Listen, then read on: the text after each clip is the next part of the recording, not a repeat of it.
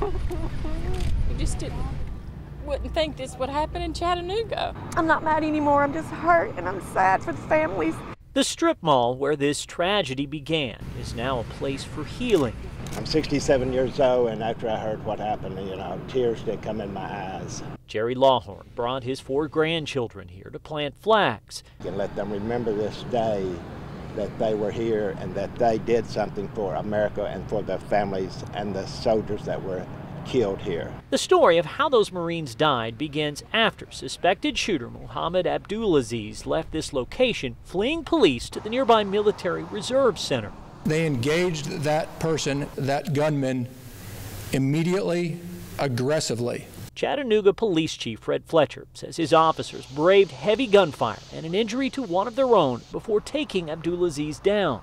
They put their hands on him, dragged him from under the gunfire, and bravely returned fire to ensure that he was safe. The FBI is now looking into Abdulaziz's travel history abroad for any signs what may have caused this shooting. Last month he grew that big beard, which is, I think guys just go through that sometimes, and I really didn't think too much of that. Neighbor Karen Jones says Abdulaziz and his family have always been nice people. She's as shocked as the folks here. Something like this could happen. And our country needs to pull together and eliminate all of the terrorists. It's just everybody's way of remembering what happened. Outside the strip mall where this tragedy began, We just thought it was a nice way to say thank you. Misty Gibson and her daughters are paying their respects. There you go. The experience is one they may never forget. Seeing the assistant police chief's sister overcome with emotion. Wouldn't think this would happen in Chattanooga. And it hits really close to home, and it's just really sad. You'll understand why Cindy Adderton is so passionate when you hear what officers went through. They are my heroes. Chattanooga Police Chief Fred Fletcher says his officers chased Abdulaziz to this military reserve center where they faced heavy gunfire and one of their own injured.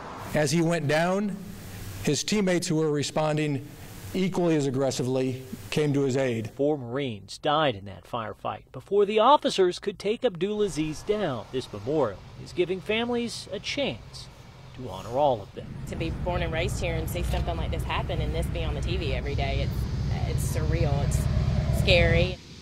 Gave proof through the night that our flag was still there. A strip mall is now ground zero. Recruiting is supposed to be one of those jobs where you're safe.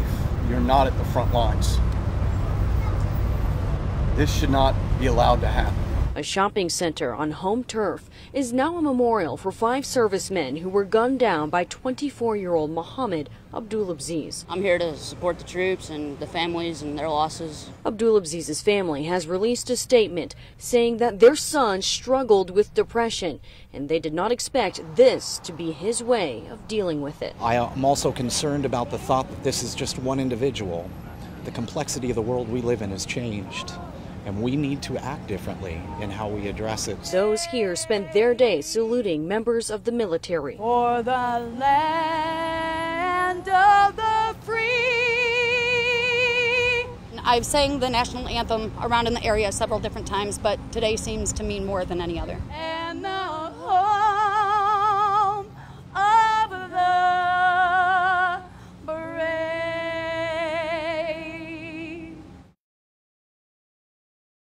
As the memorial to the 5 fallen U.S. servicemen continues to grow, prayers and well wishes continue to go up. Thank you, sir. Marines who worked inside the recruitment office on Lee Highway in Chattanooga returned to the site for the first time. I knew 3 of them, and it's sad, but as Staff Sergeant Driver alluded to, this is what we do. It's what the military is about. It's what we do. We all enlisted in the Marine Corps, and I'm sure everybody here could speak the same. It's never about yourself. It's always about the Marine to the left and to the right of you. Even though Abdulaziz fired dozens of bullets, no one died at this location. The shooter pulled up, we took cover, and then we egressed out the back. The memorial outside this recruitment center is the largest of the 2 locations, bringing in people from all over, stopping to pay their respects. Just returned from a trip to Dallas.